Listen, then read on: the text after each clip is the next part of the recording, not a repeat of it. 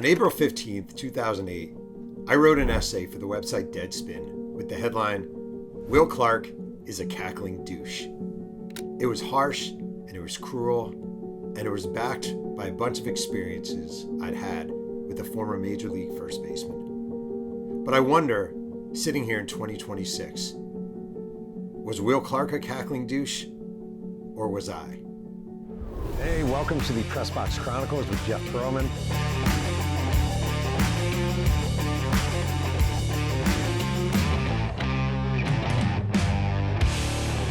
Hey, welcome to the Press Box Chronicles with Jeff Pearlman, the show where a cranky middle-aged sports writer who has seen it all, that is me, takes you behind the scenes and into the stories. I am your host, Jeff Pearlman. And today, I'm kind of touching a third rail. And what I mean by that is I'm delving into a topic that is uncomfortable and in a way is self-owned, but kind of not as self-owned. And it involves former San Francisco Giant, former Texas Ranger, former Baltimore Oriole, briefly former St. Louis Cardinal, Will Clark, a player who I have routinely referred to as my least favorite athlete I've ever covered. And when people hear from me and we talk about least favorite athletes, they think it's going to be obviously John Rocker or maybe it's going to be Barry Bonds. But for me, the guy I enjoyed the least was Will Clark. And I really want to go into this and to explore a little bit, was Will Clark the problem? Or maybe was it me?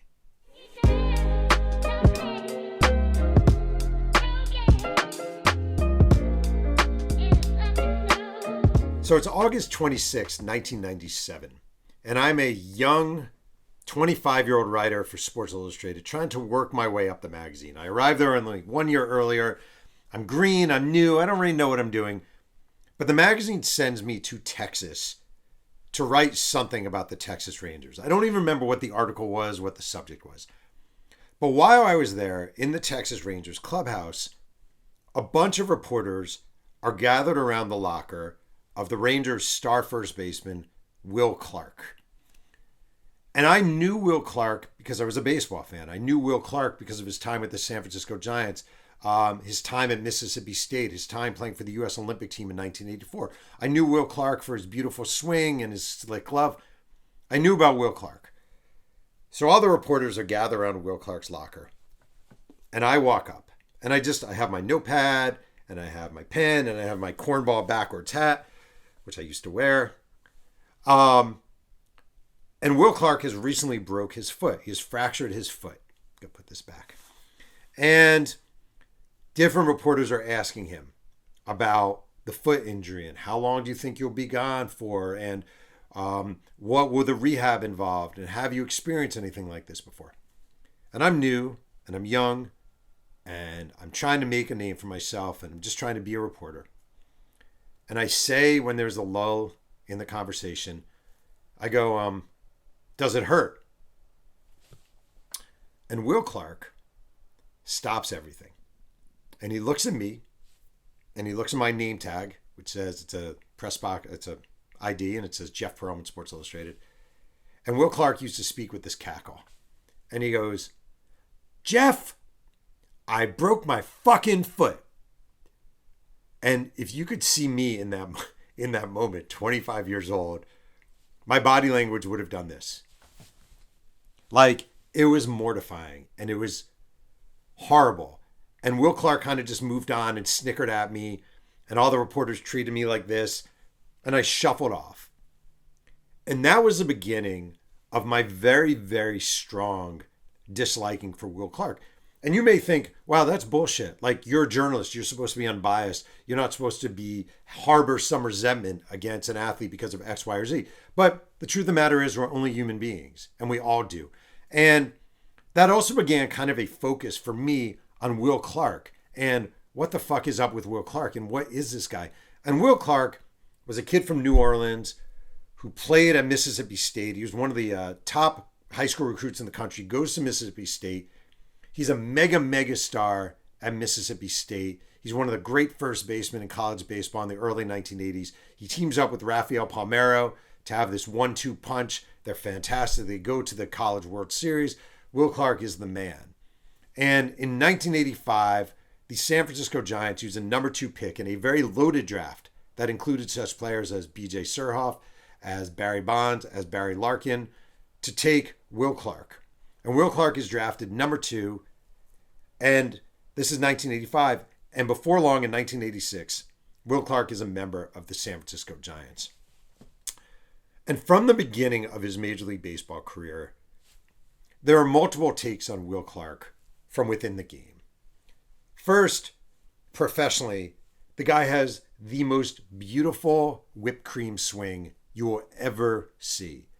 Will Clark swinging a baseball bat was Picasso. It was Dorothy Hamill on ice. It was the most beautiful sight you could see in baseball. And I'm not exaggerating that. There are very few ball players who come along and just had the majestic, beautiful, perfect swing that Will Clark had. I think in my life, I think Bill Madlock, back in his prime with the Pirates and the Giants, had a beautiful, beautiful swing. I think Tony Gwynn, during his prime with the San Diego Padres, had a beautiful, beautiful swing. Ted Williams back in the day had a beautiful, beautiful swing. Weirdly, a former Yankee shortstop named Bobby Meacham was not a great hitter, but had a beautiful swing. And Will Clark had this beautiful, absolutely gorgeous swing that blew people away. And playing for the Giants at first base, you could just watch him and love his game and love his approach. And he was really good. Will Clark, from the beginning of his time in San Francisco, he could hit, he could field, he could hit for power, he could hit for average. He did everything you want. He was a gap hitter. He was smart. He was cagey. He would go deep in the count. He would take a walk. Will Clark was everything you want in a baseball player. But in a baseball clubhouse, in the Giants clubhouse, Will Clark, just being blunt, as the kids would say, was annoying as fuck. Will Clark speaks, and certainly spoke, with a cackle. And when I say a cackle, it was, if you'd ask him a question, you'd say, how you feeling? He'd say, well, you know, blah, blah, blah, blah, blah, blah. You're overmodulating. Huh? No way! No way! I've been waiting a long time for this. I went to all the amateur ones. Now we're going to the pros. He talked like a bird with like a freaking cracker stuck in his throat. It was always, I can't even do it. And it was loud. And it was obnoxious. And it was glaring. And early in Will Clark's career, he got in trouble with the Giants. He just didn't give a shit about like the rules and the thing. He walked out onto the field for a post-game interview holding a beer. And the coach is like, you can't do that. And he's like, can I get a cup to put it in? They're like, no, you can't do that. You can't just come out with a beer. Like, he was just grating and annoying and irksome. And the other thing that Will Clark very early on got a reputation for is being kind of a racist. And back when Will Clark was in, there were rumors throughout baseball that Will Clark used the N-word at a Giants black third baseman named Chris Brown. And former Giant Jeffrey Leonard, also African-American, later said, when the Giants won the World Series in 1989, Jeffrey Leonard, who played with him with the Giants, said, it's about time Will Clark came out of the closet. Talk about my personality. Let's unveil his true personality. He's a talented hitter, but he's a prejudiced bastard. And Will Clark definitely had that reputation in baseball. I don't know, like, it's interesting. In a clubhouse, I've come across, there are obviously many racists in baseball, homophobes in baseball, xenophobes in baseball. And generally in a clubhouse, you have to tolerate it. Like if you're on a team with somebody you think is racist or you think is this or you think of that, you kind of just stay away from them. There are 25 guys in a clubhouse, you stay away from them. But there was this reputation with Will Clark that he was a good old boy from Louisiana who chewed a lot of tobacco and he'd wear his camouflage and he liked to hunt and he'd show pictures of the ducks he killed and the rabbits he killed. And you'd see this sort of thing, Will Clark. And that was Will Clark's reputation. Jeffrey Leonard in 1989 called him out and basically said this guy was a racist. And Will Clark never really denied the charges. He just sort of like, well, I don't know, that's just him, blah, blah, blah. But this was Will Clark's reputation. I've taught, even leading up to this, I called some former teammates of Will Clark. And I was like, would you say Will Clark was racist? And the kind of reaction was like, I wouldn't say he wasn't. And one teammate who was actually white, former teammate, said to me, "Oh, we all knew, like, Will Clark wasn't the open-minded guy." And the thing that kept Will Clark alive is how good he was. And I have his stats in front of me. And Will Clark at his best was an absolute beast. 1988, 29 home runs, 109 RBIs, 100 walks. The next year, 23 home runs, 111 RBIs, 74 walks. The year after that, 19 home runs, 95 RBIs, 62 walks. The year after that, 29 home runs, 116 RBIs, 51 walks. Batting average, 287, 308, 282, 333, 295, 301. Just a multi-time MVP candidate, a guy who led the Giants to the 1980 World Series title over the A's, like a really freaking good player, but kind of a clubhouse pain in the ass. And there is a difference. I want to say there is a difference between a clubhouse cancer and a clubhouse pain in the ass. Will Clark was not a clubhouse cancer. There have been clubhouse cancers before, guys you need to get rid of because they just ruin everything. A former pitcher named Jeff Juden was kind of a clubhouse cancer back in the day. The Royals used to have a guy, Mark Quinn, who was kind of just developed a clubhouse cancer. Will Clark wasn't that. Will Clark was just annoying and irksome and grating, and black players kind of kept their distance. And if you want to talk fishing and hunting, he was your guy. And in 1994, the Giants kind of let Will Clark go. And he signed a free agent with the Texas Rangers. And he spent 1994 through 98 with Texas. And in 1999, he goes to the Baltimore Orioles. And spring training 1999, I have my second encounter with Will Clark. And it's probably my least favorite encounter of my career, but one that lends itself to a really interesting story.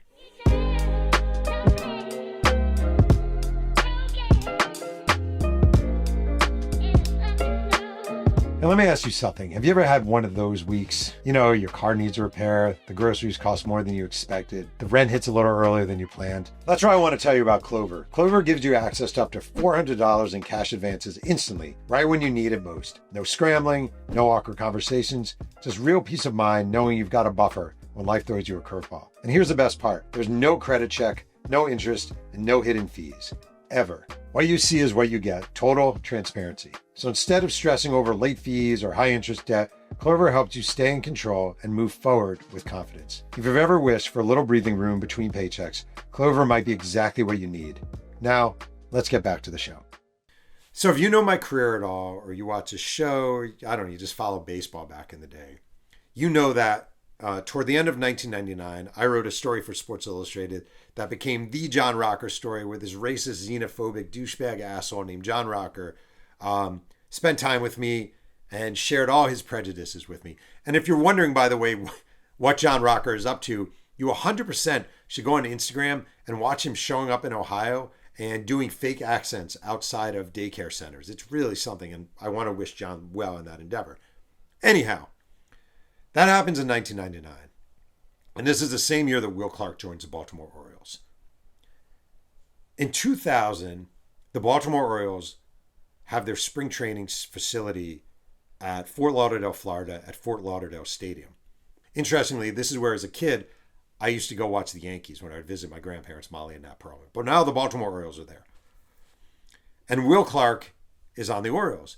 And it's been years since I last spoke with Will Clark when he said, Jeff, or properly, Jeff, I broke my fucking foot. It's been years since that happened. And I'm in the Orioles clubhouse because I was working for Sports Illustrated, and you would bounce around spring training doing previews on the different teams. It was actually awesome, I just want to say. I was a young writer for SI.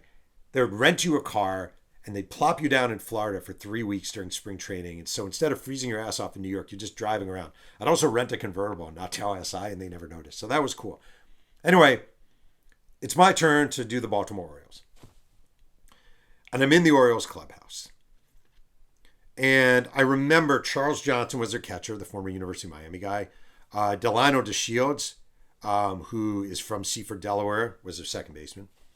So, spring training clubhouses, very casual, very laid back. You could have people reading a newspaper, people eating an apple or a muffin, talking shit, whatever. It's very casual in the morning. And I go into the Baltimore Orioles spring training clubhouse to work on this preview for the magazine. And back in the day, because I was an idiot and I don't even know, I used to wear a a backwards Kangol. It wasn't even a real Kangol because real Kangols cost money. My Kangol was a fake Kangol that I think I bought at Marshall's for maybe $10. And for the sake of effect, because we spare no expense here, I'm going to take off this hat. I'm going to break out this fake Kangol that the brand is, my dad bought this. The brand appears to be made in China. And I got it when my dad passed away. I stole it from his closet. So this would be me. It's really bad. This would be me in the clubhouse. I actually wore this because I wanted players to remember me. Like when you worked for a magazine, you'd go here, there, here, there. And I thought if I wear the backwards Kangol hat, people would remember me. And it actually used to work. I remember Ken Griffey Jr. would be like, where's your hat? Anyway, I'm in the Baltimore Orioles clubhouse. And I'm just working on a preview. And I'm trying to talk to people. And in front of the clubhouse was a big table with, I think, like food and maybe a coffee dispenser on it. And I'm standing there, keeping to myself, looking around. And I have a lanyard that I used to have around my neck, a spring training lanyard that you could identify. You know, you just bounce around site to site. And Will Clark walks up to me. And he literally goes and he looks at the lanyard. And he goes, you Jeff Pearlman? I'm like, yeah. And I'm already thinking like, this is a guy who told me I broke my fucking foot. You Jeff Pearlman? I go, yeah. He's like, you write that John Rocker story? I'm like, yeah. And he's loud. I can't do his voice loud, but he's loud. He's loud like a fire alarm loud. Why the fuck would anybody in here talk to you? Why would anybody fucking talk to you after what you did to John Rocker? Are you fucking kidding? Blah, blah, blah, blah, blah. Why would anyone talk to you? Blah, blah, blah, blah, blah. And it's like, it's literally like being attacked by a bird. Like, and it's mortifying. It is mortifying. I'm being serious about this. I've talked about this with other writers, but I try to explain it. Like, the baseball players are basically Fonzie. And we are all Patsy Weber and Richie Cunningham. We are not cool. We are the geeks. The writers are the geeks, and the athletes have the power. And this in particular was during the age of the steroid era. I'm not saying Will Clark did steroids. In fact, I'd be shocked if he did. But where all these athletes were super moody and agitated because they had all these chemicals running through their systems. So we're like basically sitting ducks. So I'm a sitting duck in front of the Orioles clubhouse getting lambasted by this squawking bird of a motherfucker who's like, bah, bah, bah, bah, bah, bah, and you just feel like hiding. You honestly feel, this is what you feel like doing. You feel like going like this and just hiding and vanishing away. So he walks away. It was probably 28 seconds, but it felt like 17 hours in hell. He walks away. And I walk back over to Delino and Charles Johnson. One of them was like, don't worry about that motherfucker. And I was like, thank you. Because it was horrible. And that was my Will Clark knowledge and my experience. And then I had a third experience with Will Clark. Years later, Will Clark is retired. I'm going to take this hat off. Will Clark is retired. And he is a spring training instructor with the Arizona Diamondbacks. And at this point, it's the early 2000s. I'm working on a Barry Bonds book. And I am assuming Will Clark does not remember me. Because athletes never remember me. Like, the only reason I wore this ridiculous hat is so they might remember me. Like, athletes don't remember writers for the most part. We are a forgettable, mostly white, mostly male blob of unimportant humanity. So, Will Clark is a spring training instructor with the Arizona Diamondbacks. And this is in Tucson, I think. And what a spring training instructor's job is basically to eat from the morning buffet, saunter around, talk to fans, give a little bit of advice, but you don't really have much to do.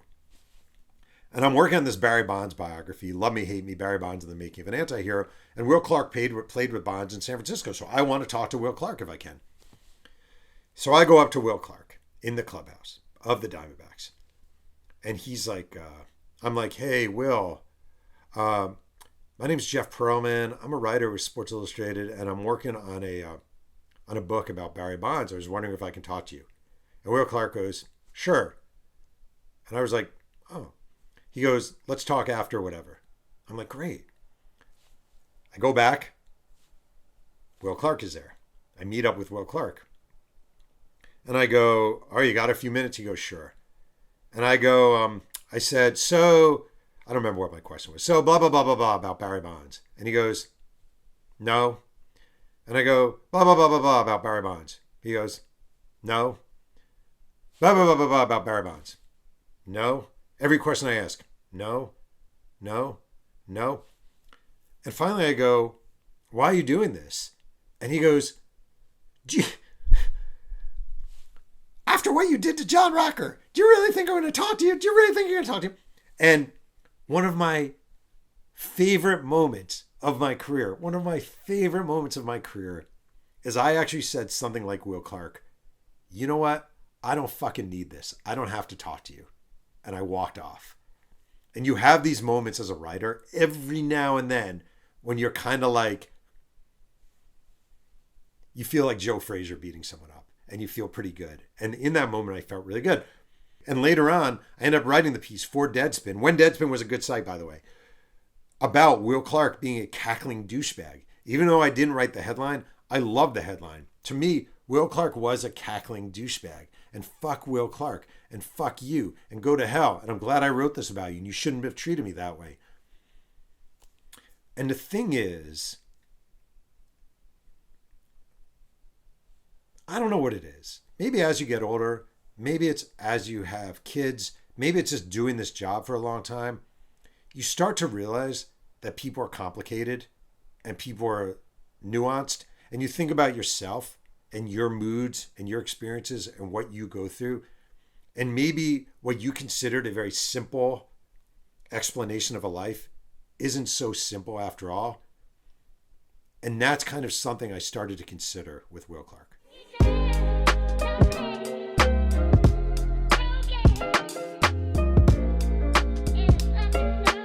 So I had something recently happen to me that I kind of had a choice, right? You have something happen to you like this and you either ball up your fists and kind of want to fire away, or you actually sit back and think. And what happened was Matt Barnes, a former NBA player who is one of the co-hosts of All the Smoke, sort of ripped me on social media and basically said, this guy's always so negative. He's always so negative. He's always shitting on people.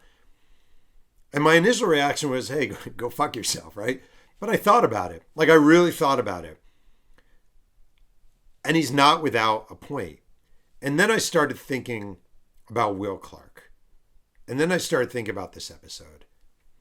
And then I started thinking about people and how complicated people are. Will Clark has been retired for a long time. The San Francisco Giants retired his number 22. He works as a special assistant for the Giants. But the vast majority of Will Clark's time seems to be devoted to his son, Trey. And his son, Trey, was born in 1999, and he was born with severe autism. And I look back and I think about Will Clark ripping into me in the Orioles clubhouse. And maybe he was just being a dick. Maybe he was a dick. Or maybe he was a guy who had just learned that his son was going to have some real difficulties. Maybe him and his wife were going through really tough times. Maybe he was starting to realize that, I don't know, like you're a new dad and all the excitement of being a new parent and you find out what's coming. And talking to people about Will Clark, you hear like, oh, that guy was kind of a racist back in the day, or that guy was kind of a quote unquote redneck back in the day, or that guy was this. But actually what you hear a ton of is that this guy takes his son everywhere. That Will Clark has become one of the great advocates for autism awareness, raising money, showing up at events, showing up every year in San Francisco at these events, speaking out. And most important, if you go to, this is random, but Will Clark's wife, her Instagram feed is just overflowing with these awesome photos, many of which are Will and his son Trey on hunting trips, on fishing trips, doing this together, doing that together. When Will's number was retired by the Giants a few years ago, Trey threw out the first pitch. There's Trey holding up his certificate from a job at a supermarket. There's so much pride that Will Clark is showing in his son, and not just Will Clark devoting himself to his son, but devoting himself to other people who also have kids who are autistic, bringing awareness, raising money, etc., etc. And you see this, and you see this other side to this guy you called a cackling douchebag. And yeah, Will Clark was definitely a douchebag to me, right? He definitely was not nice. But people are complex, and people are layered, and people are nuanced. And I just think, in hindsight,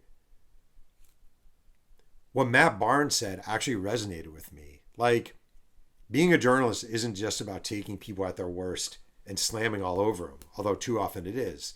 Being a journalist is actually about taking people, seeing who they are at their worst and also at their best, and presenting a balanced and nuanced and understanding portrait of who they are. So I actually want to say, in hindsight, referring to Will Clark as a cackling douchebag in print or on screen was kind of a low moment for me. And dogging him all these years is kind of shameful on my part. And that here's a guy who might have not been perfect, who might have been this and might have been that.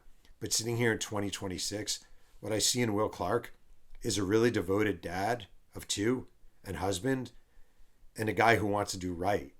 And for me, that's a much more important legacy than how many home runs you hit. That is a wrap for this episode of Press Box Chronicles with Jeff Pearlman. Please leave a comment below on what stories you'd like to hear more about, or if there's a particular sports figure you'd like to learn more of. I'd also like to note that Will Clark is very active in the organization autismspeaks.org. It's a very worthy operation, and if you feel like being generous, there's a place to go. Please make sure you like and subscribe. Follow me on TikTok at Jeff Pearlman Author and on Bluesky at Jeff Pearlman. Thanks for diving behind the scenes and digging into the story. We'll see you next time on Press Box Chronicles.